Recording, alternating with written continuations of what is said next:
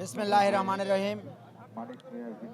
আপনারা জানেন ঈদের মধ্যে দেশনেত্রী বেগম খালেদা জিয়া গণতন্ত্রের জন্য যে আজীবন সংগ্রাম করে গেছেন, সেই জন্য তিনি বাংলাদেশের গণতন্ত্রের মা হিসাবে পরিচিতি লাভ করেছেন। আর তিনি আরেকটা যিনি আপোষ করেন নাই, কখনো অন্যার সাথে কখনো সেই আপোষ করে নাই, সেই জন্য তিনি বাংলাদেশের আপোষহীন নেত্রী হিসাবে উপাধি পেয়েছেন। আপনারা জানেন বেগম জিয়া এই দেশের মানুষকে ফেলে এত নির্যাতনের মাধ্যমে সে একটি বাক্য বলেছেন, এই বাংলাদেশ ছেড়ে আমার কোথাও ঠিকানা নাই, এই বাংলাদেশ ছেড়ে আমি কোথাও যাব না।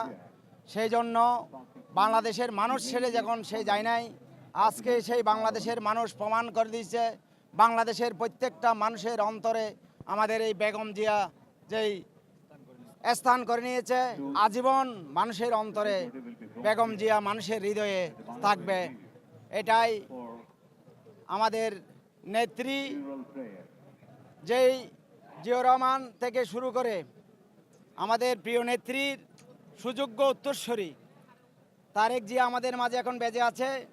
আমরা এই শোককে শক্তিতে রূপান্তরিত করে বাংলাদেশের মানুষ আশা করে, যেই জিয়াউর রহমান বাংলাদেশের সেনাপ্রধান ছিলেন, বাংলাদেশের প্রেসিডেন্ট ছিলেন, মৃত্যুর সময় সেই বিটকেসের মধ্যে কিছু পায়নি। তার সহধর্মিণী বেগম খালেদা জিয়া বাংলাদেশের 3 বারের প্রধানমন্ত্রী ছিলেন, তার জন্য এবং তার ছেলের জন্য বাংলাদেশের কোথাও একটা ফ্ল্যাটও রেখে যায়নি।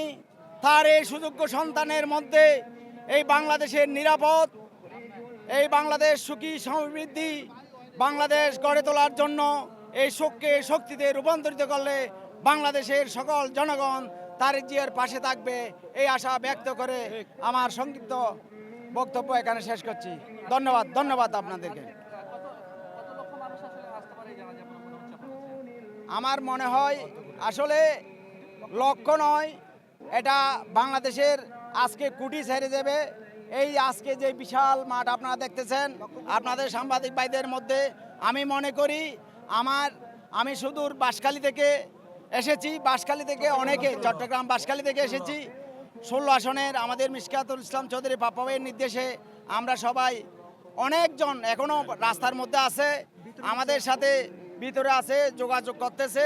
আর যারা গাড়ি পাচ্ছে না তারা আমাদের সাথে যোগাযোগ করছে একটা নামাজ পড়ার জন্য। আমরা কোথায় গিয়ে নামাজ পড়ব? আমার নেত্রীর নামাজটা আমরা কিভাবে পড়ব? এখন তো সকালে আমরা আসার সুযোগ নাই। এইভাবে বিভিন্ন মোবাইল আসতেছে, সেইভাবে আমার বাঁশখালী থেকে যেভাবে হচ্ছে, আমি মনে করি সারা বাংলাদেশে আজকে একই অবস্থা বিরাজ করছে। কে কোথায় নামাজ পড়বে সেটা জানি না। আজকে হয়তো বিশ্বের এই জানাজার নামাজ বিশ্বের একটা শ্রেষ্ঠ রেকর্ড হিসাবে হবে, এটা আমরা আশাবাদ ব্যক্ত করি।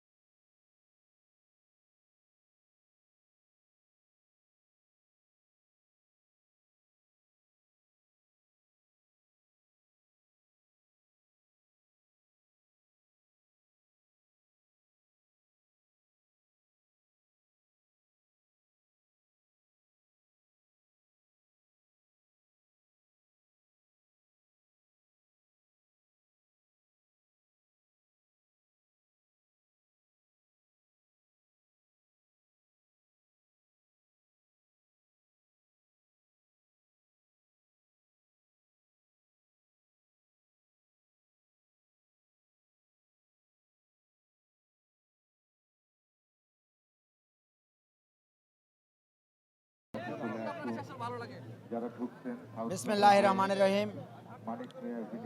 আপনারা জানেন ঈদের মধ্যে দেশনেত্রী বেগম খালেদা জিয়া গণতন্ত্রের জন্য যে আজীবন সংগ্রাম করে গেছেন, সেই জন্য তিনি বাংলাদেশের গণতন্ত্রের মা হিসাবে পরিচিতি লাভ করেছেন। আর তিনি আরেকটা যিনি আপোষ করেন নাই, কখনো অন্যার সাথে কখনো সেই আপোষ করে নাই, সেই জন্য তিনি বাংলাদেশের আপোষহীন নেত্রী হিসাবে উপাধি পেয়েছেন।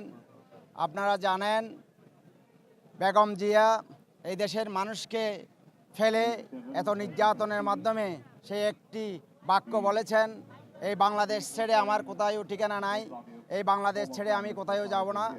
সেই জন্য বাংলাদেশের মানুষ ছেড়ে যখন সে যায় নাই, আজকে সেই বাংলাদেশের মানুষ প্রমাণ করে দিয়েছে, বাংলাদেশের প্রত্যেকটা মানুষের অন্তরে আমাদের এই বেগম জিয়া যেই স্থান করে নিয়েছে, আজীবন মানুষের অন্তরে বেগম জিয়া মানুষের হৃদয়ে থাকবে।